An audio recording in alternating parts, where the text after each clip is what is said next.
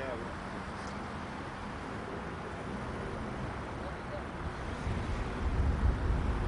If you want to speak to the person in charge, Mark, the one who set the whole thing up, there's a man on the inside of the building and he's wearing check black and white trousers.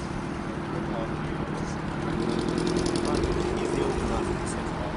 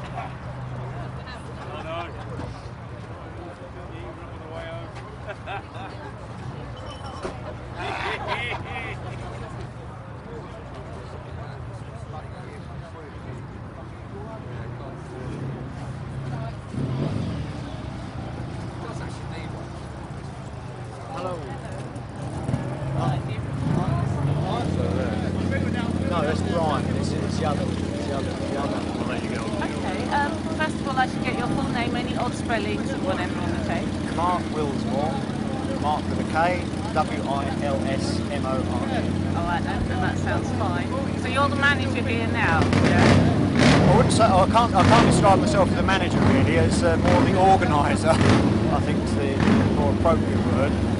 So it's been closed almost 30 years, how did you get it open again? Well, the whole place behind us closed in '69. 25 years later in '94, we organised a reunion. It's by kind permission of the then owners of the site and the then occupiers of the site. Saw about 12,000 people turn up. I was determined to see the place reopened, and there was the proof that it should be reopened. Since then, we've been in pursuit of planning applications to return to its former use.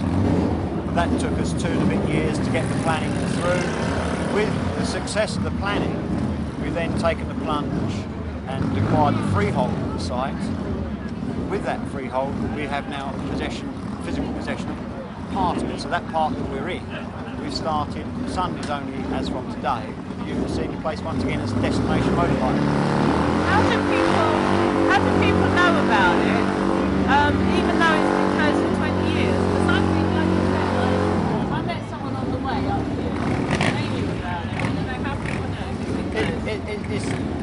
It would seem that, certainly for my age group, and for certainly ones older, perhaps the people younger, is that this represents, it's like an icon of British motorcycle, British rock and roll history. Because in the 50s, kids could only hear rock and roll. Kids kids could only hear rock and roll on a jukebox, and that was in cafes before Radio Caroline and Luxembourg. There were no clubs. They'd come to places like the Ace and listen to the music from America. They'd get it into their heads to form bands, to open their own clubs, and of course that rock and roll explosion only happened once, and it happened in places like this. At the same time as that, here the kids were able to get motorbikes for the first time because of the advent of the Hire Purchase Agreement Act. So you had the fusion of motorbikes and rock and roll, independent mobility for youngsters, and the music of their own identity. This place was open 24 hours. The only place, as far as I'm aware, in London open 24 hours, and everybody came here.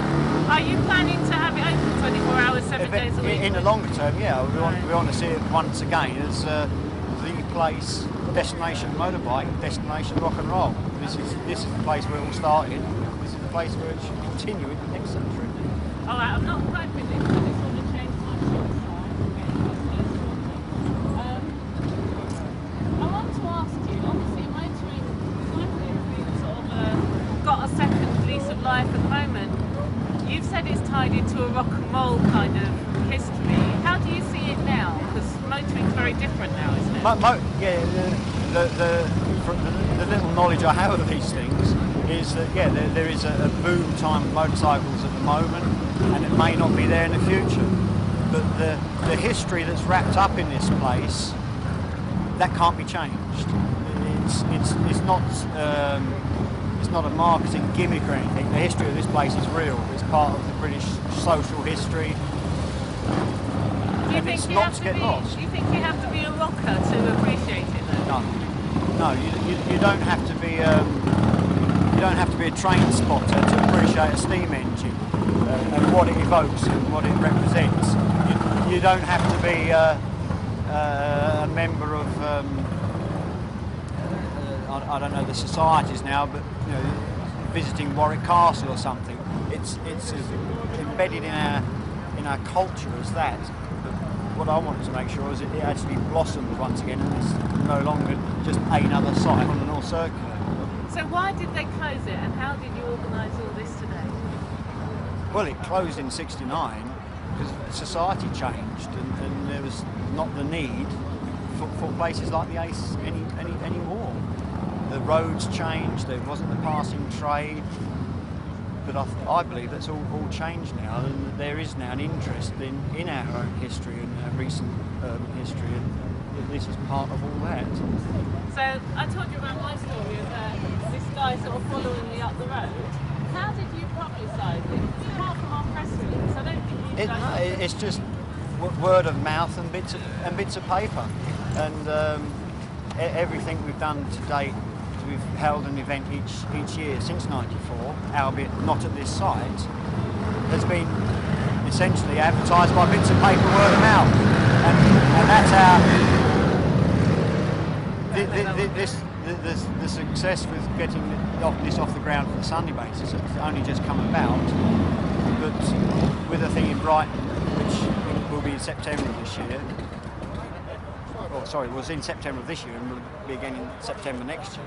With between 20 and 25,000 people down there for the Ace Cafe reunion. So word gets around. It's a good fun day out.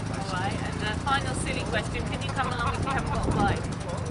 Well, what we know for certain is that this place cannot survive on people like me who drink a cup of tea for about 4 hours. It has to appeal to everybody, and we want to show everybody what the roots of British youth culture came from, and it's here.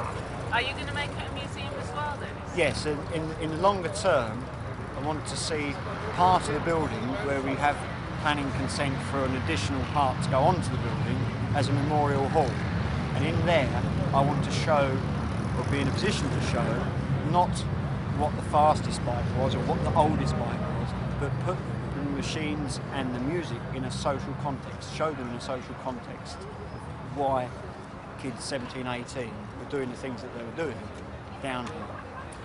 Thank you very much. Thank you for that. And I'm going to run around and accost lots of people there. So what happens now for this space? Just Sundays as per usual until the... Until we jump on. We're doing this for 6 months as a toe tester. with good fortune, it will carry on, and then we'll jump on the rest of the building. And I go think like press-wise, I think it will carry on. You've got a lot of publicity, haven't you? So. Excellent. Thank you very much. I feel it's important. Yeah, so do I. There's so few things like this, you know, like you say, Nothing against Planet Hollywood or hard rock and all that, but they're fake. They're fake. They're Hollywood. They're selling Hollywood. Yeah. And this is the real McCoy. So what council did you have to deal with? Just Brent. And thumbs up to Brent. I think he is. Yes.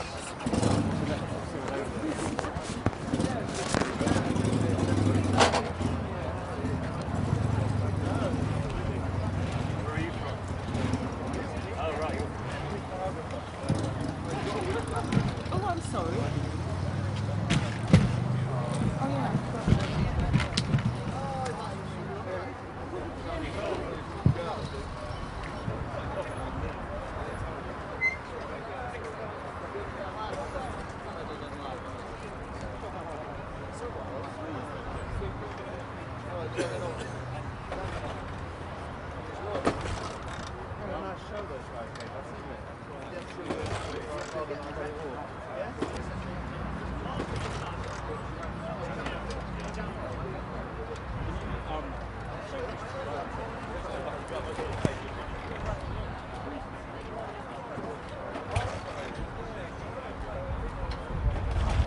She's filming it.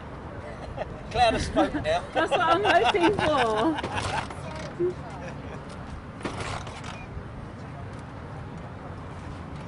want to go.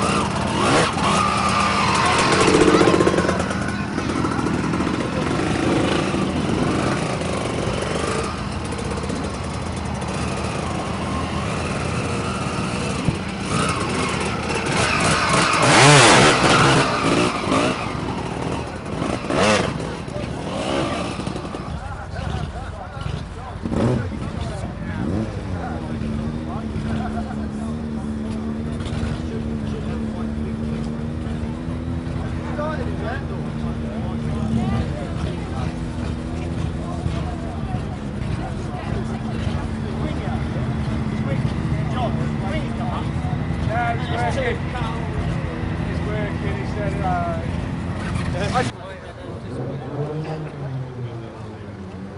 first of all, if I could take your name, sir, I'm just taking the sound level. Yeah, what do you want? Surname or just Oh, Brian? full name, please. Brian Stokes. And how do you spell any funny spellings in there? No, just straightforward.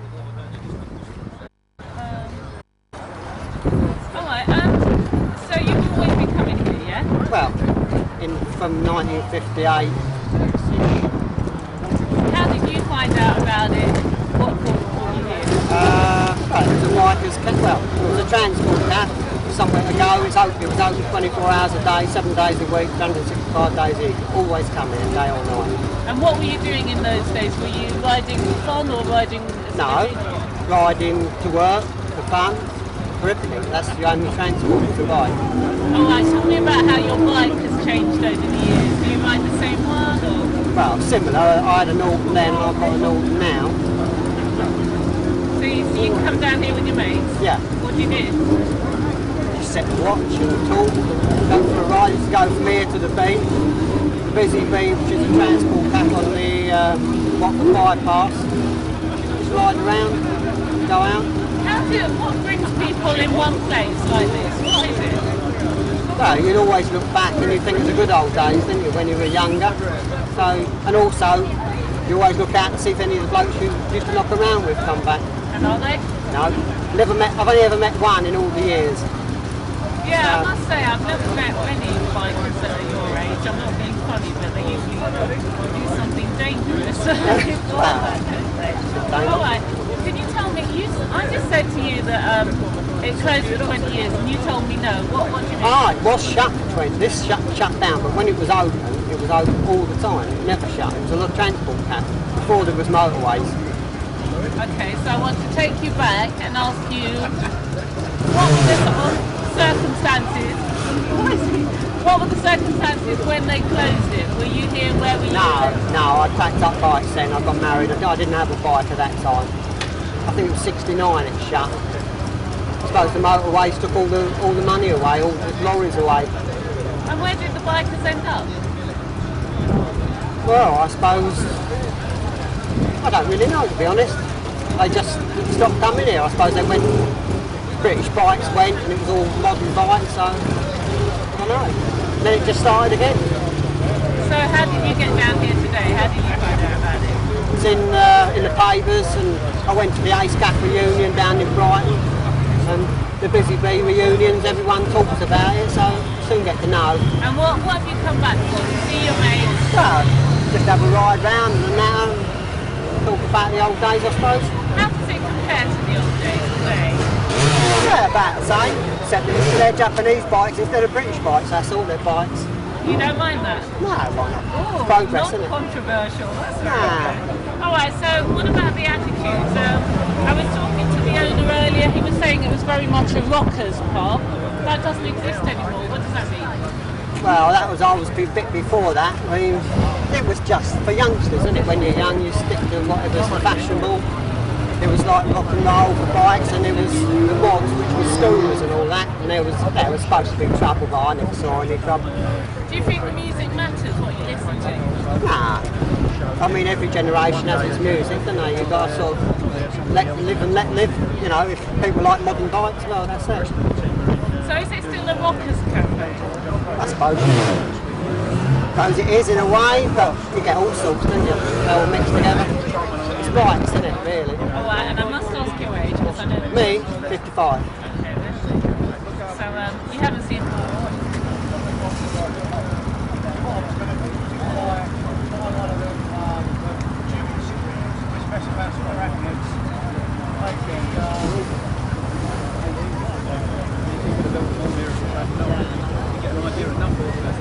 Turning over, especially in the last hour. It's been turning over a lot of bikes. I've had a wander around and when you wander around again, the same bikes are not there, you know, so it's quite a turn.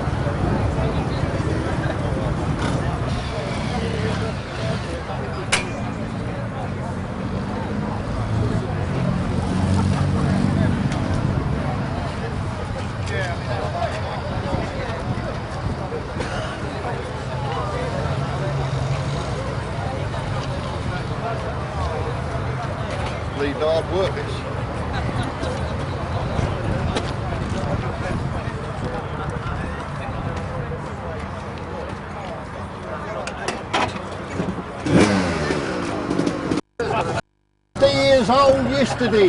Dave Bishop, the oldest motorcycle still running. The oldest DR on the road. Brian Drake. Yeah, Brian Drake. What can we say about Brian? Careful. I was trying to think of something nice, you know. Yeah. Where's Mum? Where's Mum? Hello, Willsmore. What's the name where it comes from? That's still on back, isn't it? Right. That's lovely. What's my name? Can you sit up here? My name's Terry Something Childs. like that, that's great. And I've been coming up here since 49. That's good. Illegally, of course, in 49. My claim to fame, I used to be the night manager here. So, all this lot, my old mates, and the young ones, of course, like Mark, used to come up here. And this is how it, virtually how it was, most nights of the week, especially weekends. Yeah. And now Tex is effectively the day manager. So you're still here? You've never gone away then? Oh yeah, I got married. I got married, and I wasn't allowed to come up here for a little while, but we came back. Okay. I want to know what makes the atmosphere so enduring. You want to know? It's all this load of uglies, and all the beautiful motorcycles, and all the chat that goes on about the bikes and the uglies. You know, that's it. That made no sense to me. Camaraderie. All right, so what happened? Where did you go? What was your reaction when they closed it all those years ago? Well, somebody told me they closed the Ace. I didn't believe it, but he just died a slow old death, I'm afraid. Motorcycles became unfashionable, and everybody could afford minis or little cars. Were you here on the day, the very last day No, when the bolts were no, on I was hiding in my garage, cleaning the bike more than likely. So where did all of that era go after that? Where did everyone go? They used to meet here. Where did they go? It went underground virtually. It sort of Drifted apart, you know. It all drifted, and up until about 4 or 5 years ago, when Mark started this all up again, some of us hadn't seen each other for 30 years, and we turn up here, and there's old Thingy, and what's his name, and him, and you still got the bike, yeah. There's only one thing in this country which represents motorcycling. Whatever you ride, whatever style of bike you're into, and that's the Isle of Man. And the Isle of Man is way up north. It's once a year or twice if you go to the GP. That's the only thing. Everywhere else in the world, America with its Daytonas, they've got other things that add to that motorcycling bit. And what I want to see here is what the Ace once was. It represents British motorcycling. Whatever you ride. And it's international, no religions, no race, no creed, no colour, no nothing. It's just motorcyclists and music lovers, the rock music and the skiffle and all that sort of stuff. And it's us lot. All right, I want to ask what could be a controversial question. I doubt it though. What about in 5 years' time when you come here and it's full of Japanese imports and there's hip hop booming out? How would you feel? Well, so what? I'm riding. I've got 3 Jap craps myself. And if the Jap crap is all there is to, well, it won't be, because these things will outlast the Jap crap any day. When it's about British motorcycling, it's not about what you ride. It's about who you are. You're a motorcyclist. We're not about California. We're not about laid back, easy. Come along and ride your bike. But this is England. You need a hot cup of tea here. You need a plate of chips to warm up. It's a different. What's that? You run out of film? No, that's that's all right.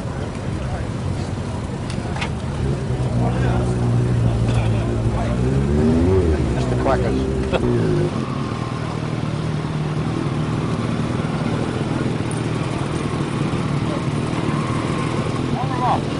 Let's fly up and then stop. That's scary.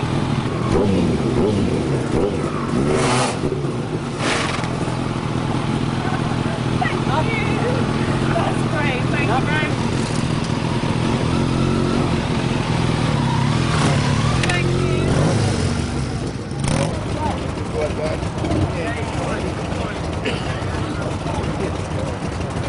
Good, all right, Phil.